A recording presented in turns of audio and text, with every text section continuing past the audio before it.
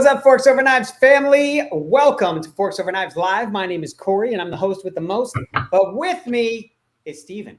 And I am so happy to be here with you, Corey, and I'm so happy to be here with everybody that is joining us on this wonderful Friday. Fun fact, this is the anniversary of my bar mitzvah. No way. Yeah, April 12th from, I'm not going to tell you how many years ago I was bar mitzvahed.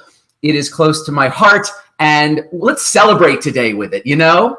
Let's celebrate by having some leftovers, shall we? In fact, yes. Let's make enough delicious, whole food, plant-based, delicious food that not only can we feed ourselves for one meal, but also stack it up for, days. And, the good news is you don't have to worry about things like salmonella. You don't have to worry about things like weird bacterial things. Nope. Actually, you know what? If you let it fester long enough in like the heat, I'm sure anything would grow bacteria. We're not talking about mold, Corey. We're talking about leftovers. How can we make sure we are not putting that food in the trash or down the disposal? How can we say, hey, let's avoid waste, which we talked about in depth last week with Carleigh Bodrug, now a #1 New York Times bestseller. You have your book? We got to give her some love. We got to give her some love. Yes. Congratulations, Carleigh. Congratulations. There you go, Carleigh. We started to dive into a recipe and some fun little tips about food waste and everything. And we're going to carry that over into today just to kind of expand that conversation. Hopefully, if you were there last week, you know a little bit about, okay, we started to talk about this. Now, what can I do about this? And wherever you are in the world, you can use leftovers to make the most out of your meals. Please share in the chat wherever you are from. We want to know. Yeah.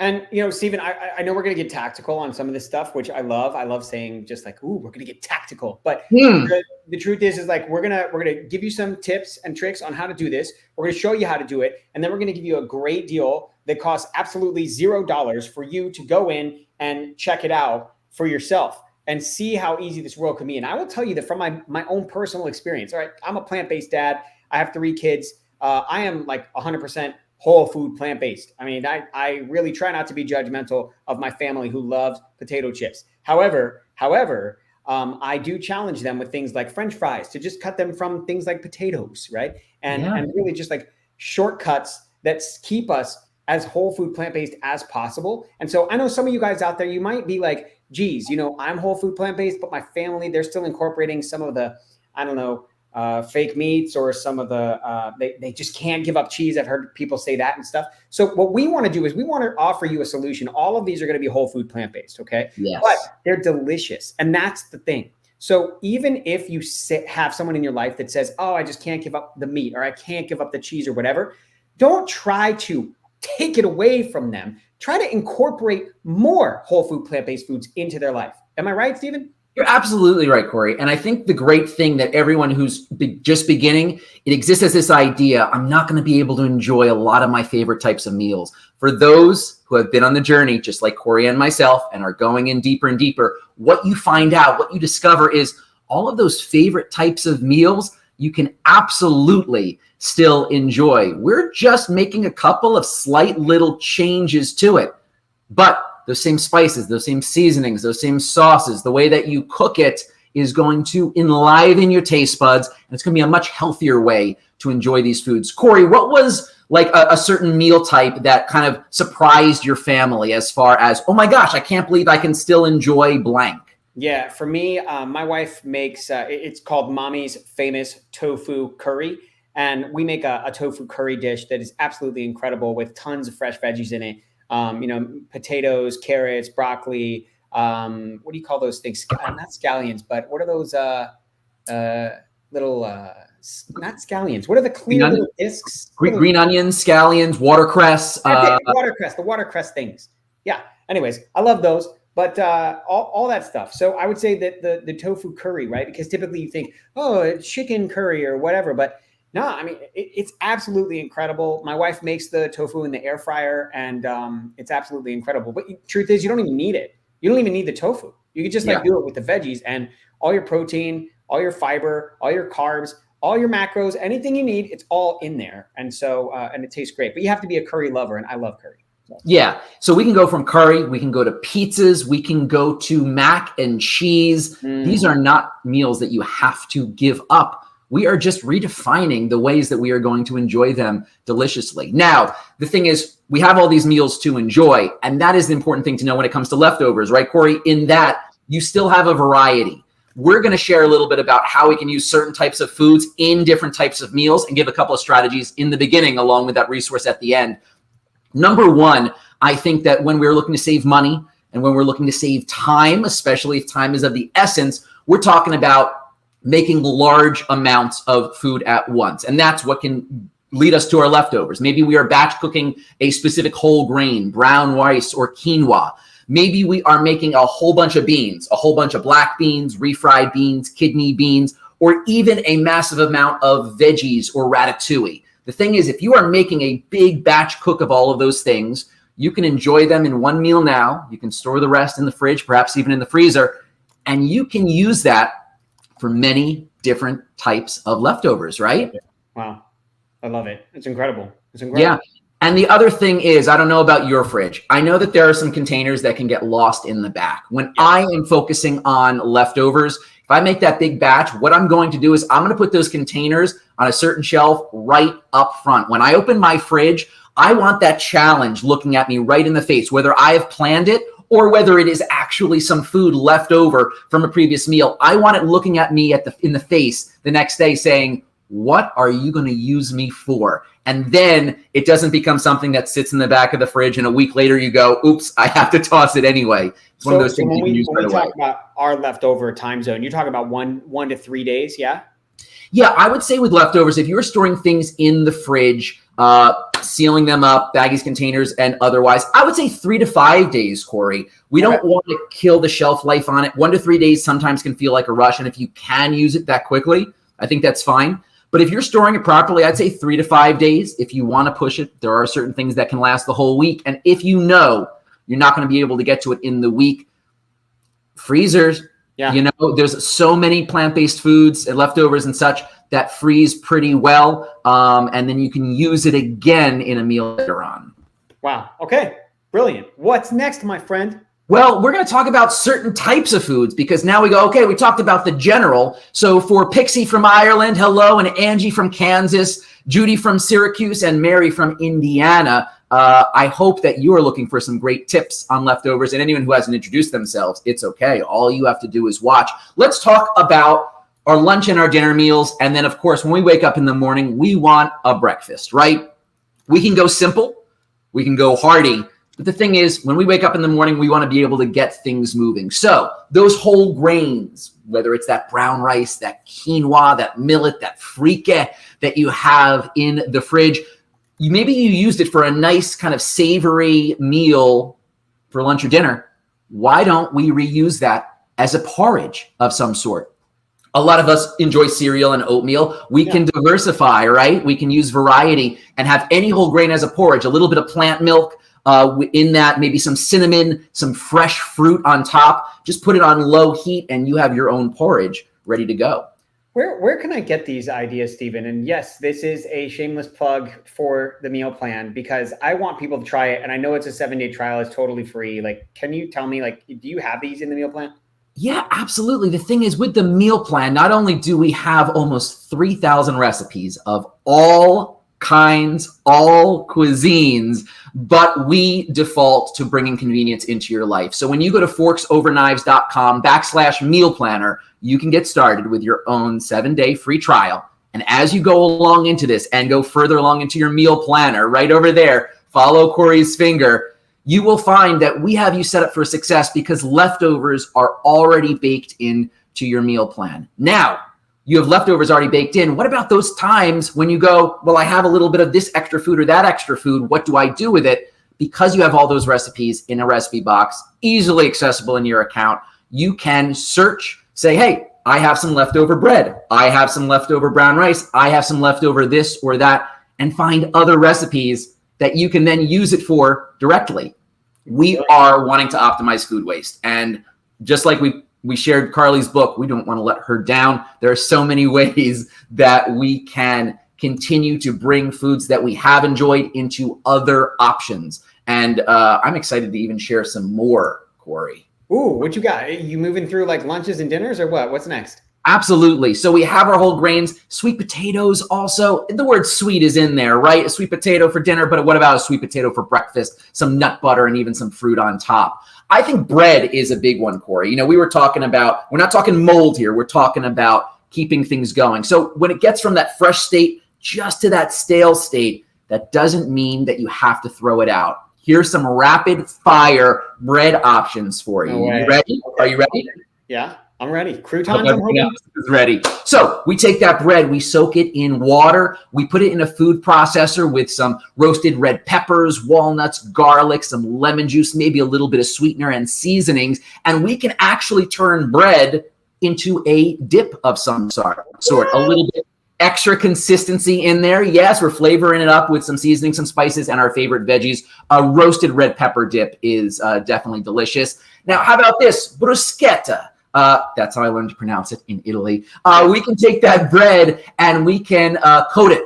Something as simple as a flax gel. Ready for this, everyone? Here's a fun tip. Take around 2 tablespoons of flaxseed meal, 2 teaspoons of minced garlic, stir it in some warm water, let it sit. It will congeal a little bit. And that is a perfect way to avoid oil, still give a little bit of that extra kind of little fattiness, spread it on top of your bread, which might be going stale, bake it, and you have bruschetta slices that you can put in an airtight container. No way. You can keep it up to a week, just room temperature, Corey. Wow, that's incredible. And a lot of people don't understand and know the benefits of flaxseed or flax meal. Yes. But we're talking about whole plant options that can up that fat game without using the heavily processed fatty foods. Yeah, brilliant. What about breadcrumbs, Corey? Do you use breadcrumbs in your fam? You know, I don't, but it's only because I don't know how. I should look up a recipe and kind of see like what's the best way to do it. I got you. How about this? Before you're tossing out that bread, why don't you cube it up? Just really get it finely chopped. Add some little salt, little pepper, a little bit of Italian seasoning, garlic powder, onion powder. Maybe if you want it just a little bit more, you could add some tahini. That's a fun little ingredient right there. Put it in a food processor and just pulse it.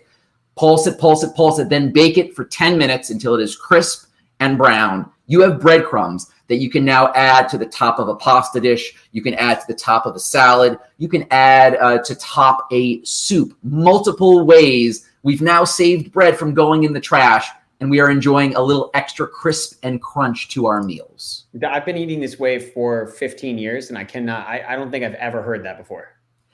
And that's the cool thing, everyone. You could be eating this way for however long, and this is just to show you the abundant amount of options that are available. All you have to do is be in the know. We have Amanda in the comments sharing a bit more of these tips for you. But if you want to be able to use those tips directly and easily without even thinking, again, that Forks meal planner is ready to go for you. A full 7-day free trial at forksoverknives.com/meal planner. And this is a great way to start incorporating those tips. If we can wow you, Corey, I imagine that everyone else can be wowed on a regular basis. Yeah. Oh, I think so. Absolutely. I mean, you say something like that. I'm just thinking like my mom, if I told my mom that, she'd be like, are you kidding me? That's incredible. And, you know, do we feel like, you know, a lot of people ask the question about bread in general. Yeah. Is there a specific thing that you should look for on the back of your bread ingredients? Yeah, that's a really, it's clean. We're looking for 100% whole grain bread, right? Whenever we can. We're not going for the refined white bread. The ones you can just kind of like smash, boom, and magic, bleach, all that stuff. Yeah. So normally you're looking for that 100%, and you're looking for that word whole in there, and that could be whole wheat. That could be whole grain. We have a lot of different breads out there, but the main thing is you are taking a look at some of these whole plant foods that we're talking about, and that's what you want to find in your ingredients. The fewer ingredients, I would say, the better, and we are aiming for no oil and little to no added salt or sweetener. Now, if we can't be perfect, Main things we're looking for, I would say, is that 100% whole label on the bread. We know we are then getting our grains from a more complex source than a heavily refined source. Brilliant. Yeah. Brilliant. What else? You know, Corey, listen, I mean, we're making all types of meals. Chili is one. You know, you have a big chili dish, you have a lot of extra beans left over. You don't have to feel like you're going to get bored with it. That chili can then be the next day's breakfast hash on some seasoned potatoes, just like you were talking about. Chili fries. We're making those baked wedges, right? We're trying to redefine. We can still enjoy French fries. We're not going to be deep frying them, but we're going to be baking some potato wedges, putting some chili on top. Of course, this leftover chili goes well in any tortilla, a whole grain tortilla, a corn tortilla. We got tacos. We got soup. Even coating a salad is fantastic. And the final thing, veggies. We're eating a lot of veggies, right? Yeah, of course. A lot of veggies. We don't have to be boring with veggies. That bruschetta that we were talking about that you've now saved and you've baked with your leftover bread, why not coat your veggies with some roasted leftover, your bruschetta with some roasted leftover veggies. The chili we just talked about, add it in there, topping pasta, stuffing pitas. And I'm a big pizza fan, Corey. You don't have to let go of pizza. Sure, we're going to avoid oil. We're going to avoid animal cheese, but we can make any sort of delicious sauce out of cashews, cauliflower, carrots, potatoes. Whether we're using our veggies for that or we are just making our pizza look beautiful and plentiful, veggies can go a long way for many different types of leftover meals. Wow. Friend, you have blown my mind today. I'm still reeling from the whole bread thing. I cannot wait to hear how your breadcrumbs turn out and how many different types of meals that you use them for. And everyone who is here, we'd love to hear what are some of your favorite either leftover uses, or if you do have any questions about it, while you got Corey and I, we are here to answer them. What are some of your challenges with leftovers? It's not going to be breadcrumbs anymore. We've solved that, I think. Yeah, I think so too. And we like to talk about dessert all the time, guys. Like, listen, it's not just about eating veggies all the time, 7 days a week. It is about enjoying the food that you eat. And so, yeah, there's tons of fruits, veggies, nuts, seeds, beans, and whole grains. But in addition to that, we've got some delectable desserts that are made from all 100% Forks Over Knives approved items. And we can't wait for you to try them out. So, go check it out.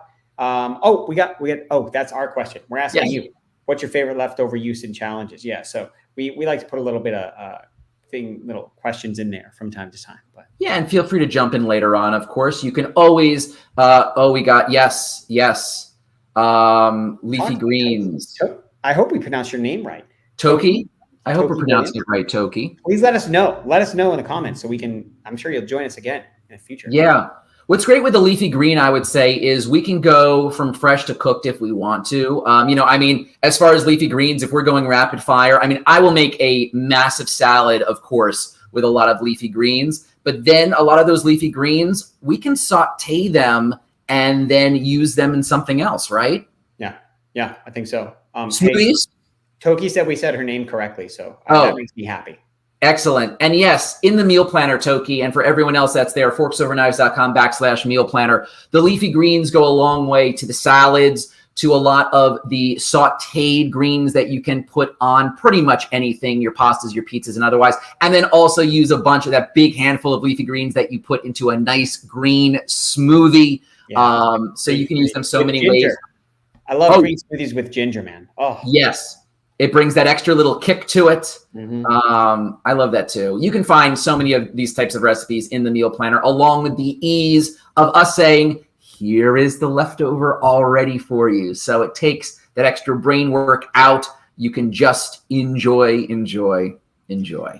Well, we can't thank you guys enough. Every single person that is here watching live and, of course, watching on the replay, we just want to say thank you for taking the time to come hear these two guys talk about plants. We're pretty passionate about it. And is that the name of it now? Two guys talk about plants? Corey, I like it. Plant is true. You know what's funny about these two guys talking about plants? Both of us were influenced by our wives.